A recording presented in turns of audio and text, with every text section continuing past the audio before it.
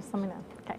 Hello, my name is Laura Weiss-Cook, and I'd like to thank you all for coming today. I'm a peer counselor with Powercat Financial Counseling, and we are located on the ground floor here in the Union and provide completely free, confidential financial counseling services to students. And in those counseling sessions, we've had lots of clients ask questions about, how should we go about combining our money when we get married? What are some things I need to think about?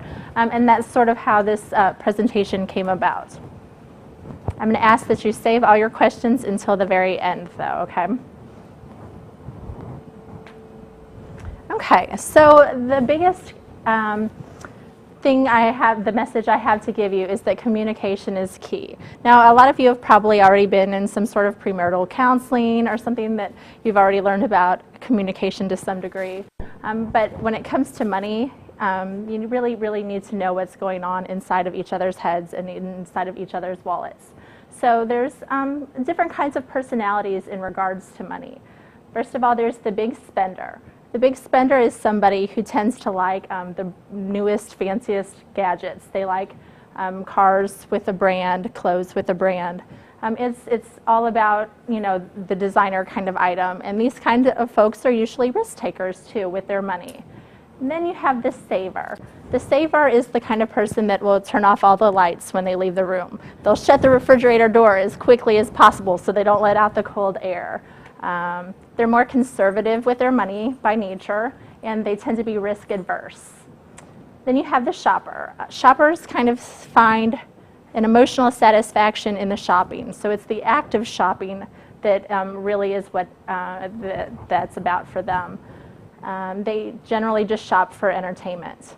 The debtor is somebody who doesn't think about money at all. They don't worry about how much they have coming in. They don't think about how much they have going out. So these folks tend to go and have a significant amount of debt just because they're not paying attention. And then the final one is the investor. These folks are really conscious of money. They're always trying to get the best interest rate, kind of have a plan for their money and know where they want it to go. They're very careful with their decision making. Now, as you might imagine, most of us aren't with a person who has the same money personality as us. Can you kind of self-identify? Yeah, anybody have an especially glaring situation that they might like to share? No, we're all feeling a little shy. Well, if you're somebody who is a debtor and you're with an investor, clearly you're going to end up having some conflict because your perception of money is so different and your approach to it is different. And it's okay to have a different money personality than your partner, but what you're going to want to do is be aware of yours and theirs and talk about these things. Okay, another thing to think about is family history with money. Some people use money as a general rule, going back generations, to show affection. Some people associate money with security. Some people don't find money's just a thing. It's a means to do what they need to do. So if your family has a different sort of perception, a history with money than your partner's, again, that could lead to some conflict. Parental modeling, so how your parents treat money is going to impact oftentimes the way that you treat money, whether you imitate them or if you go in the opposite direction because you don't like the way they handled money. So things to think about. Also, attitudes and expectations of money is something we want you to talk about. For instance, I might have an expectation that any extra money we have will go towards something. And my partner might think something entirely different. They might think, oh, tomorrow if we win $5,000, I'm going on a vacation, whereas I might want to put it up for a down payment on a home. So, if that $5,000 suddenly magically appeared, that would be conflictual. You would need to have a plan or at least be aware of each other's thoughts. Habits. Now, maybe you're somebody that when you have a bad day, you need to go shopping for a little retail therapy. Or maybe you're somebody who just is in a habit of not taking their lunch with them to work so you can go out every day. These are perfectly acceptable things as long as you and your partner are aware of them and agree that they're okay. Financial goals. We'll talk a lot about financial goals coming up here in a minute. But it's important to set financial goals and to know what each other's are, but also to have mutual financial goals, things that you can work on together. And that kind of gives you the incentive to follow whatever money plan you're going to be using. Okay, and then so these are two of the big ones. All of your assets and all of your debts. So assets can be, things like if you're an heir, maybe your family has, if we go and take it to an extreme, maybe you're going to be the heir to a giant family fortune. Well, you need to have a plan for how that's going to look. Maybe your family has a family business and there's contingency plans for how that's going to stay within your family or, your involvement in it. If you have any savings, a little nest egg, a retirement account that you've been stocking away money in, those are all things that you should share with your partner. Also, you need to share your debts. Be aware of every debt that they have, because when you marry somebody, they're still obligated to pay those debts, and to some degree, so are you. So you should at least be aware of them. Credit cards, student loans, car loans, maybe gambling debts, or if they had a previous bankruptcy, all these things you should share and make sure that you're aware of them, because the truth comes out always, right? So you don't want to, after you get married, find out, well, this person has all these things they've been hiding from me, because it's better to know about them ahead of time so you can still consciously make that decision to go and get married and kind of join those things together. Okay, so setting the stage for the discussion. What we really want you to go and do is not just make it haphazard. You're going to want to go and say, well, we're going to talk about maybe this topic on this evening every 4 to 6 weeks. Maybe have an agenda. I mean, not a formalized, paper agenda, but say, I'd really like to go and talk to you this week about our savings and what I'd like to go and do with our savings. And have a set, time where you're going to sit and formally talk about that. The best time to bring these things up, probably not in the middle of an argument, probably not in the middle of some other stressful situation. You're going to want to go and make sure that it's a time and place that's conducive to conversation. We want you to feel free to speak honestly and to allow your partner to speak honestly. Admit mistakes. That's pretty self-evident. If they're not admitting the things that they've done wrong with money, then there's going to be secrets there. It's important not to judge, because that doesn't exactly, encourage somebody to go and share those deepest, darkest money issues with you. And you're going to want to go and listen attentively. So don't be thinking about the other things you need to do. Don't be sitting there, on Facebook at the same time. Just be paying attention. And then you're going to want to have numbers. So maybe bring some documentation. Maybe, bring a pad of paper and a calculator to kind of figure out where you're going, where you are. And you're going to want to create a plan in order to reach your goals. And we're going to talk about that more in a minute, too. And then, again, talk about it regularly. So don't make this a once-a-year conversation. Maybe you could have a once-a-year giant conversation to kind of evaluate your standing every year, like a state of affairs kind of meeting, maybe around tax day, something that reminds you that, oh, I should be thinking about my money situation.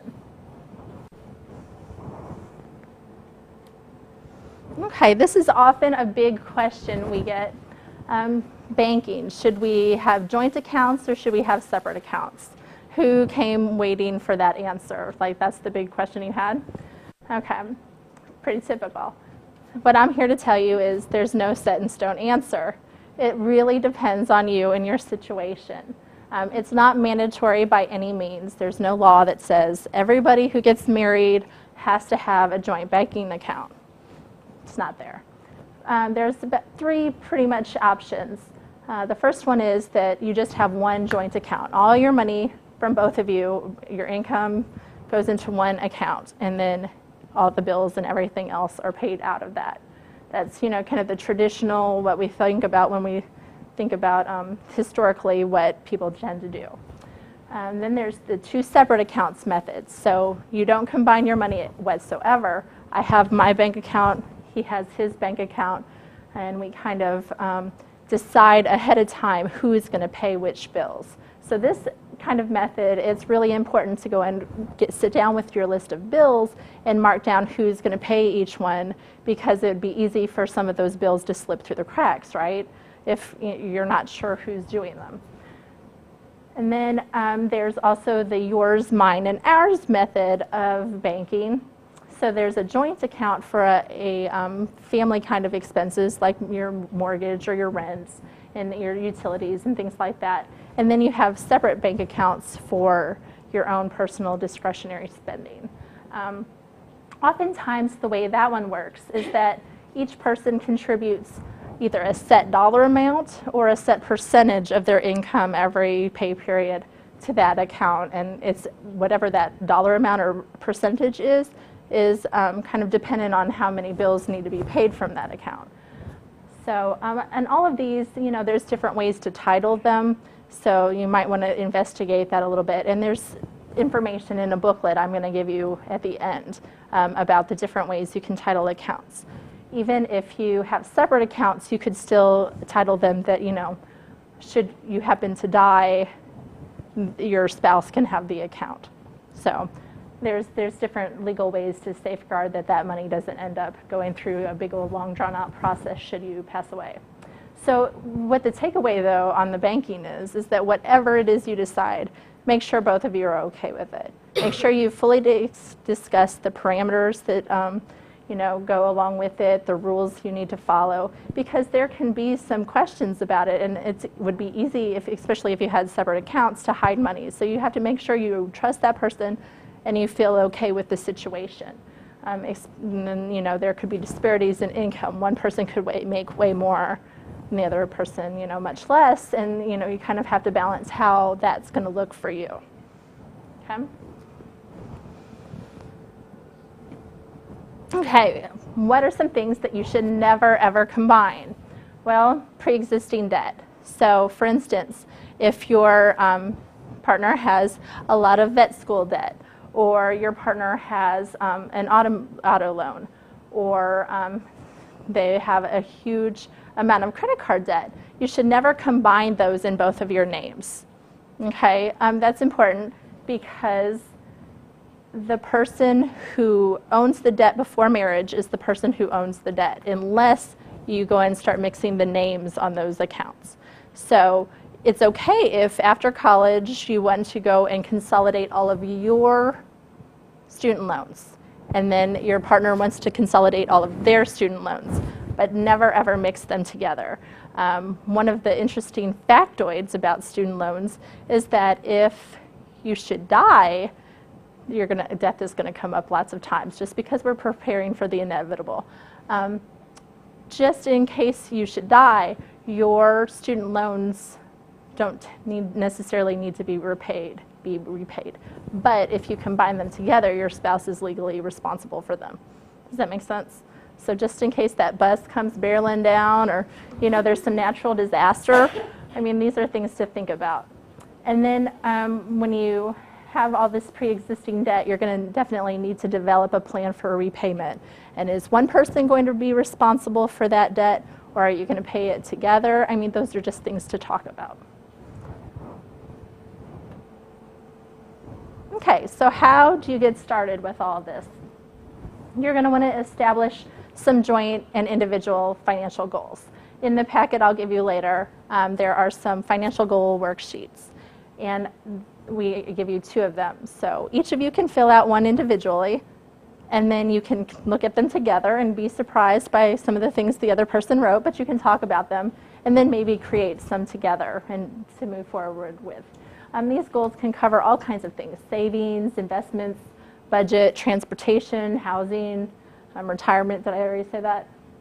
All those types of topics. And family is another one of them.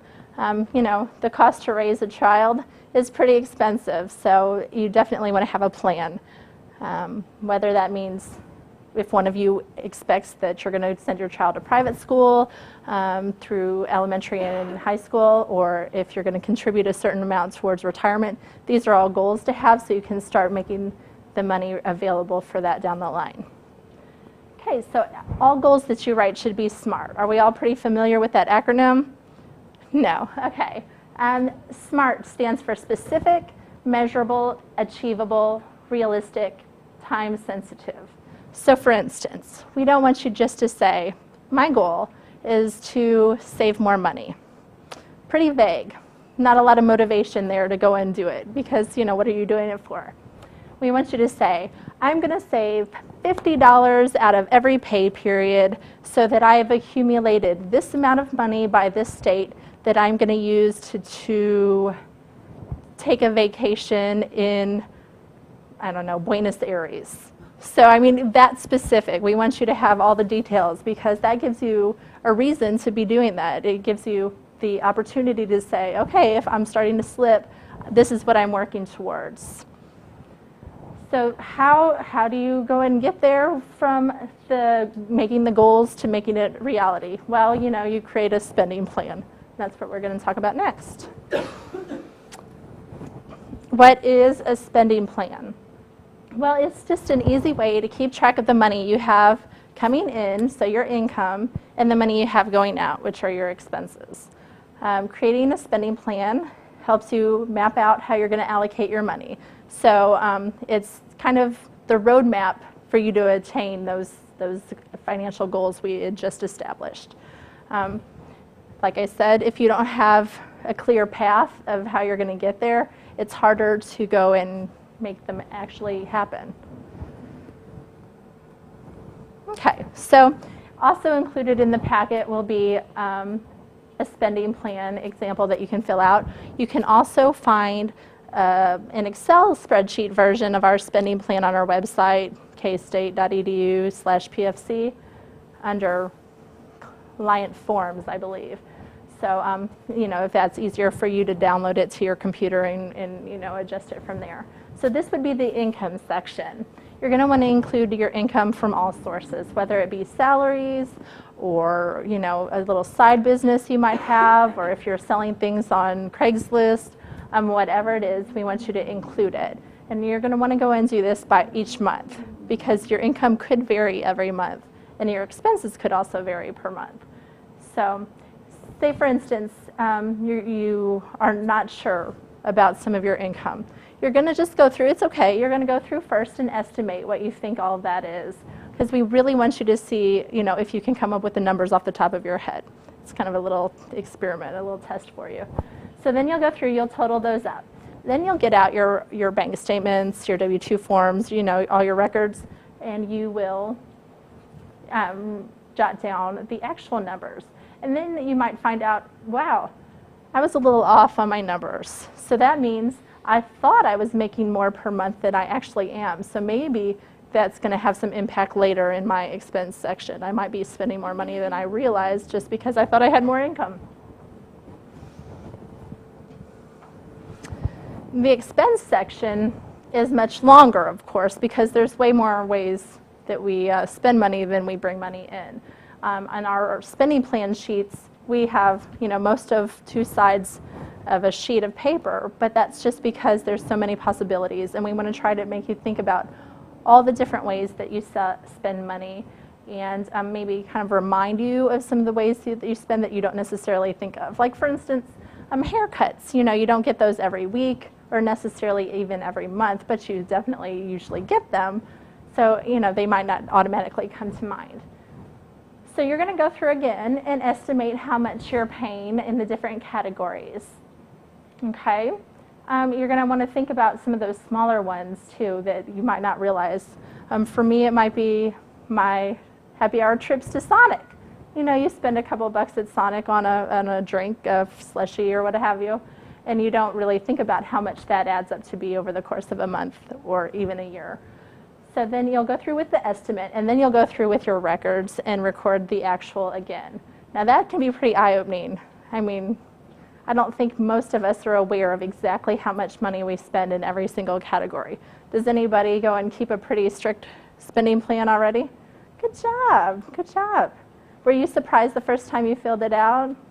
No, because before I did the estimates, I went through my past 3 credit card statements and then kind of allocated it right from there. Okay, so you started off with a historical spending plan. I was like, wow, I didn't realize I spent that much on coffee. Okay, well, good. Then after you see the actual, you're going to want to go through with each of the categories and kind of think about, is it a want or a need? Now, some of them are going to be obvious. You know, we need a place to live. We need electricity in that place. Some of them are going to be a little more of a blur. For instance, we all need shoes, right? Some of us, myself included, might go and take that need further on into a want. Because who really needs that many pairs of shoes? Or, yeah, that variety of shoes. So, yeah, it's sometimes that you're like, wow, I've really taken this a little too far. For some people, it's coffee. I mean, for lots of people, coffee is a need. You know, you don't want to be around them without it. But as Lindsay was talking about, sometimes it does go over and you start spending a lot of money on coffee. You might go to Starbucks or, you know, the local Radina's every day and not realize how much you're spending. Whereas you could save some money by maybe buying a French press and, you know, brewing it at home. While maybe it's not as fun if you need to cut places in your budget, there's definitely, you know, those wants are easier to cut than the needs. So then moving forward from there, you're going to have to go and make a plan. So based on my previous spending and based on whether I think it's a need or a want, how much do I want to allocate to this category? And then you kind of move forward from there. And you can only fill in those actuals sometimes by tracking your spending. So how can we do that? Okay, there's a variety of methods you could do, like she mentioned, and get your past credit card statements and kind of dig through those, mine them for the information. You could keep a spending notebook, which is a pretty old-fashioned way to do it, and it's worked for lots of people over a long time. You just carry around either, you know, a small pad of paper or a little tiny notebook, and you record everything you purchase. So, you know, I stop and I buy gas, I'm writing it down. If I buy a pack of chips while I'm in the gas station, I write that down as a separate item because they're two different categories. You can also do it with the receipt method. If you do use the receipt method, I really emphasize that you might want to go and write down on your receipt what categories the different items go in as soon as possible after you make a purchase. Because if you're like me, sometimes those vague descriptors on the receipt don't really help you very much. They call things really strange things on a receipt. Once we bought a book, and the receipt said it was a squirrel. So, you know, later on, if it would have been a month later, I would have been like, I don't remember buying a squirrel. So, but, you know, later that same day, I could have still gone through the bag and kind of figured out what it was what. You can use the check register method. Does anybody use that one? You can also use it with the debit card. There's little tiny registers that fit your debit card inside. You kind of just record every purchase like you would have back in the day if you used checks. So I spent $43 at Target and bought things in these categories, and here's the breakdown. You can use the envelope method. Now this method is really great for people who have a hard time kind of sticking with a plan, because you divide out your money into separate envelopes based on categories that you've predetermined. When you're out of the money in that envelope, that means you don't spend any more on that category. So if you need a visual reminder, that's a pretty good one. You know, if you have $2 left in your dining out budget, you're probably not going anywhere unless you go to Sonic for happy hour, right? So you know, that's a pretty strict way of doing it, but it's also very helpful for lots of people who don't want to mess with, you know, writing down the numbers and keeping track as they go along. Oftentimes people who use the envelope method only take with them the envelope of whatever they're planning to purchase. So if you're going grocery shopping, you only take with you the grocery envelope. So that kind of keeps you from spending money in other areas because you don't have that money with you. There's also a lot of banks that provide a finance program. Lots of those are kind of Quicken based. I don't know if any of your banks provide those. Okay, so a few yeses. There's also online personal finance programs. An example of this might be Mint.com. Are any of you familiar with that? I'll just talk about Mint, but there's lots of others. But this will be, you know, the example I give. Not that I'm endorsing it or that Powercat Financial Counseling is endorsing it. It's just an informational tool. So what you do with like a website like mint.com is that you give them your banking information and your credit card information and your loan information, and they track all your spending and all of your debt. And they can send you email reminders. Oh, you only have $5 left in this category. I mean, it's really a great tool if you are somebody who likes to do things online and you're also comfortable with giving a third party that kind of information. If you decide to use a website such as that, I highly recommend you read through all of their privacy information and all their disclaimers, and so you can make that choice truly for yourself. Mint.com, for example, also offers a smartphone app. So on your phone, you can see when you're shopping, you know, ooh, in this budget category, I'm in the red, so I better not do that. And I think it also will carry over money to the next month. So if you have leftover money in that category, you know it's available the following months, and it makes it a little simpler for you. Okay, so after you've added up all your monthly income and you've added up all your monthly expenses and kind of compared those, hopefully you have a balance, which means you have money left over, which means you're spending less than you bring in. That's our goal for you. If your expenses are greater than your income, you clearly have two options. You can either cut expenses or you can find another job or another way to bring in money. One way that you can cut your expenses is, like I talked about before, kind of looking at your wants and see if there's any way you can kind of pare them back. We're going to want you to set some priorities. So of my wants, which of these are the most important to me? Of my goals, which of these are the most important to me, and where should I be directing my money? We definitely want to make sure that your spending plan kind of reflects what's important to you, what you want to do in the future, what your values are. And we would suggest that you establish an emergency fund of 3 to 6 months of expenses. That's kind of just to give you a cushion to help you avoid taking on debt in the future, just because you don't have for instance, if you get a flat tire, we want you to be able to pay for that without being concerned and having to go and put it on credit. Okay, once you're married, you're going to want to update your accounts. So you're going to want to look for discounts when you go and combine your auto policies or any other kind of policies, because oftentimes there's a discount. Men, when you get married, guess what? Your car insurance generally goes down. Pretty exciting. It's a nice side benefit of marriage. I know my husband was so excited when that happened. He's like, I had no idea. So you're definitely going to want to review your coverage too, because you probably already have separate policies, whether they're your own or through your parents, and the odds are good that they're not exactly the same. So you'll want to look into what exactly kind of coverage you have moving forward. Are there duplications in your employee benefits? So do both of you have health insurance, and is it automatically paying for the other? If so, you probably could put it down to where it just covers you. Things like that where you can maybe save a little money. You're also going to want to change the beneficiaries on any life insurance policies or retirement policies you have.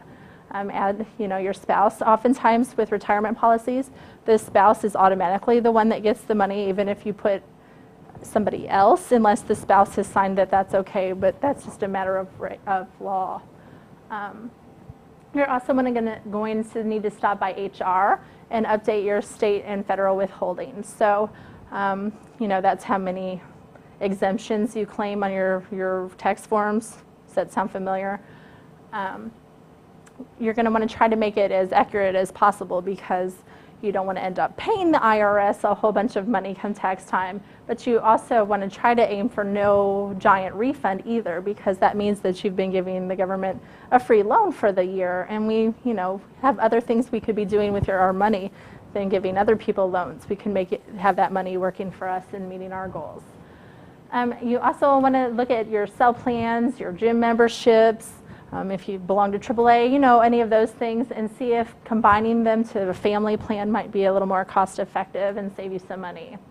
And then you'll want to record your name change.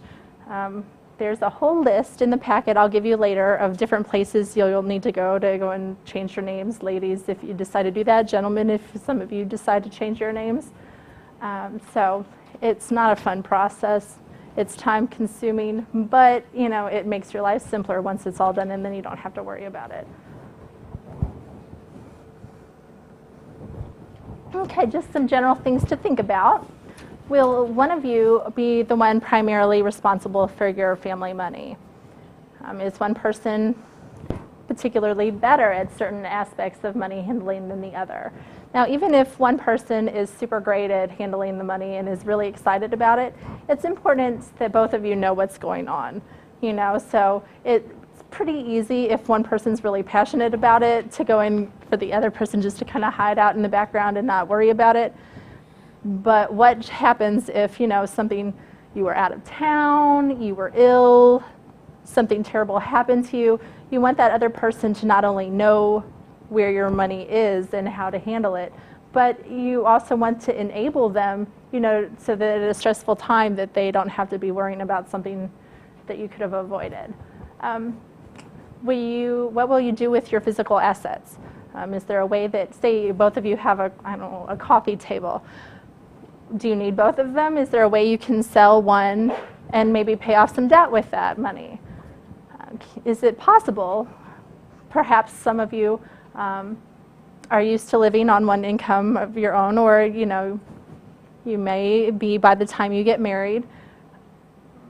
Is it possible for you to continue living, the two of you, on just one income and save the rest or use it to meet goals?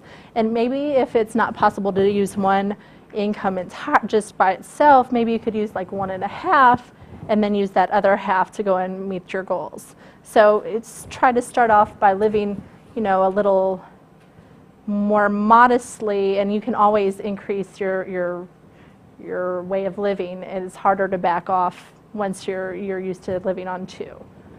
Do you need a prenuptial agreement?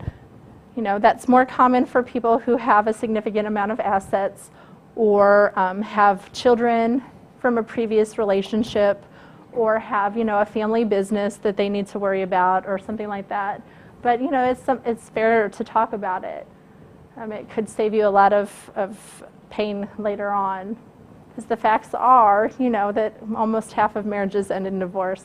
So although we want to hope for the best, we should always prepare for the worst just in case. Should you set a predetermined limit on frivolous spending? Should you set some ground rules for large and small spending? So kind of what I was thinking about in this category is, would it drive your partner crazy if you are somebody who stops every day at Sonic's happy hour? Would they just find that so annoying that you would argue about it all the time? Or do you have different ideas about how much is an okay amount to spend on gifts?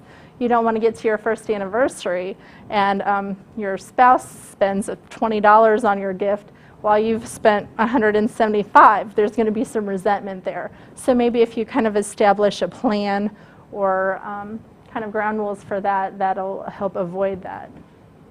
And then again, we want you to set up regular appointments to discuss both your money and your progress that you're making towards your financial goals.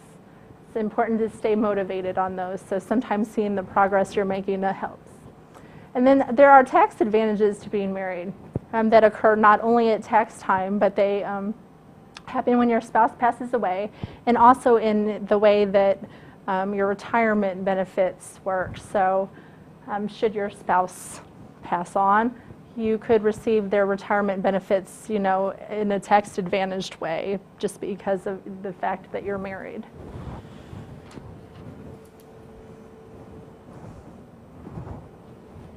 Okay, there's lots of questions we get about credit reports and loans. How many of you know that you're entitled to one free credit report from each of the 3 bureaus each 12 months? Raise your hand if you knew that. All right, great, that's exciting. Where do you go to get, both you and your spouse individually are allowed to do that? Where you need to go to get that, not with the guy with the singing pirate and the funky little car who rides his bike sometimes. That's not it. That actually signs you up for a credit monitoring service that unless you cancel pretty quickly, it charges you a monthly fee. This website here is entirely free once every 12 months. So if you don't get a chance to write this down, it's also a link off of our website. Your credit report and your spouse's credit report are two separate entities. They won't necessarily have the same information on them. Any kind of pre-existing debt that you have, so your student loans, as long as you keep them in your name, only show up on your credit report. Your spouses stay on theirs. Any credit card debt they have, unless you become, a registered user of the card, it only stays on the one credit report. So that's pretty exciting, right? I mean, that's a good reason not to combine debt, so that only one of you is legally obligated to it, but also that it only impacts one of your credit reports. So if they've had some issues maybe handling their credit card in the past, it won't necessarily negatively impact you in the present. One way, though, that your spouse's bad credit report could impact you is when it comes time to apply for a loan, like a mortgage. If you apply for it together, banks have different policies on this. For instance, mine kind of uses the lower credit score of the pair to kind of figure out what your rate's going to be. Some use an average of the two. It really depends on the bank, so that's something to go and check out. If your spouse does have a bad credit score, that might be something that you can have it as one of your goals to work on improving it. How do you improve a credit score? Making timely payments, making at least the minimum payments, only using a small 20 to 30% of your available credit. So say, for instance, you have a $10,000 limit on your credit card. This is for easy math. Try to keep your balance below $2,000 to $3,000. If you get up into the $7,500 range, there are clearly going to be concerns that maybe you're using a lot of your credit because you're running into a problem, and that'll impact your score negatively. You checking your own credit report does not make your score to go down because you're legally allowed to do that. Okay? Does that make sense?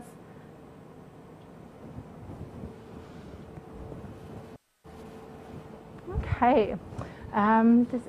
If you want to go and make an appointment with us, like I said, our services are free and confidential. Maybe you don't feel comfortable asking a question here, but you have a specific personal question that you'd like to ask, you can bring your partner with you. You can go and make an appointment with us through our website. We also offer Skype appointments now, which I know are helpful for a lot of vet med students and distance students. So just downstairs in the Union. Does anybody have any questions? Don't be shy. No? Yes? What method do you recommend as far as keeping track of your money? What method do I recommend for keeping track of your money? Like a notebook or Well, it depends. I think that for most people, one of the online methods works best, some kind of Quicken-based type program, just because you don't have to necessarily do a lot of the work yourself. It adds it up. It groups it into categories and percentages that you can set up. As far as debit card spending, though, I definitely recommend having the small notepad, because lots of times if you use debit or cash, you don't keep those receipts or you don't keep track of them. So that's a giant source of spending that you have no idea what category it fits in. But the easy answer is whatever method feels best for you and that you know you can follow. If there's a method that you're like, oh, I tried that and it doesn't work for me, just try another one. And also, if you have problems sticking to a spending plan, that's something that takes practice. And so if you run into some trouble 1 month maybe and you forget to follow it, or you just don't feel like you have time for following it, it's not the end of the world. I mean, just start over, try again. It's one of those things that just takes practice, and you have to kind of make it a habit. So, any other questions? Yes, sir. That SMART acronym you gave earlier, I have a spouse who is an Uber saver. Okay. We bury everything in the backyard. So we get to that goal, and then she changes the bar. So I guess my question is how do you deal with that? Or Oh, wow. what would you, like we say we want to save $100, for instance. We get there and then she's like, well, let's save 200. Okay, so wait, did you have a specific reason you're saving the $100? Yeah, I'm always like, all right, we met our goal, let's do something. Okay. She always wants to. Well, maybe you should go in, before you go and meet that goal of the dollar amount, go in and set the goal for what you want to do with that money. Okay. So maybe for her, she needs to hear, I'm going to save $100 and then I'm going to put it in a CD. I mean, you know, just pick something that is applicable to you and that will be meaningful to her. I mean, I know sometimes it's hard, as I'm kind of one of those people myself. I always want to do more. But if you meet the goal, you can check that off and move on to some of your other goals. But as I said, it's very important to have a very detailed goal so that you know when you've gotten there and when you can say, okay, I'm done with this one. Do I need to readjust or do I need to move on to a different goal? Okay? Yes? Okay, so if both spouses have their own credit card now and they get married and they get a completely new credit card together, how does that history of both of those affect that? Okay. Like they both have their own separate ones. Okay. And they apply to get a new one together. Right. So each of your own cards will appear solely on your own credit card report or on your own credit report. Okay? And then the card that you get jointly will appear on both. Okay. Okay? So those other two won't necessarily show up on that one, but that one will show up on the two separate Right. ones. Right. If it's just in your name, it'll just stay on yours. Okay? One thing I forgot to mention is that with credit, the longevity that you've held an account, like how long you've had it, improves your credit score. So you might not want to go and just get rid of cards that you've had before unless you find that they don't fit your needs. And if you have multiple cards that you had before, you might not want to cancel them all at one time. Just because that will impact, you know, how long you've had an account, that part of your credit score. Your credit score is also not on your credit report. That's something that you have to pay for separately, and the average person doesn't really need to know their credit score unless they're about to take out some large loan for a car, or for a home, or something like that. But we definitely want you to look at your credit report on a regular basis just to make sure that all the information on it is accurate and up to date. I closed a credit card about 2 years ago. That's the only thing that I closed my bank account. When will that fall off? Well, most information stays on your credit report for about 7 years. You know, the more recent, if you have definite positive behaviors that are shown on your credit report more recently, you know, sometimes people take that into consideration as well. But the older it is on your report, the less important it is. Bankruptcies generally stay on your credit report, I think, for 10 years, so they're a little more long-lasting. Yes? If you have a credit card on your report, you just haven't used it in the last 5 years. What if you have a credit card? Credit card and you just haven't used it, like you don't close it. 'Cause Oh, it's sure. negative. It's just, you just leave it there. You just leave it open, but you don't use it. That's fine. You can do that. There's no harm in that. If you want to show that your ability to make timely payments, you know, you might charge one small thing a month. Maybe it's, I mean, it's not as small as it used to be, but maybe a tank of gas or something, and then just pay it off right away, and that will help. Yeah. I use my credit card as a debit card, essentially, so I charge everything onto my credit card, and then I pay it off with the money that's in my debit account. Right. As long as you pay off your credit card every month, that money isn't actually costing you anything. But some people lack the ability to, you know, kind of keep a rein on that, and it gets to be too much. So you have to really rely on your knowledge of yourself if that's something you can handle or if you need to stick to a different method.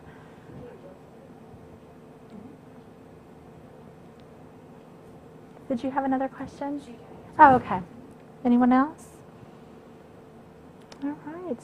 Well, I'd like to thank you all again for coming. There's still some more snacks over there, and make sure I give you a packet. Oh, there was one other thing.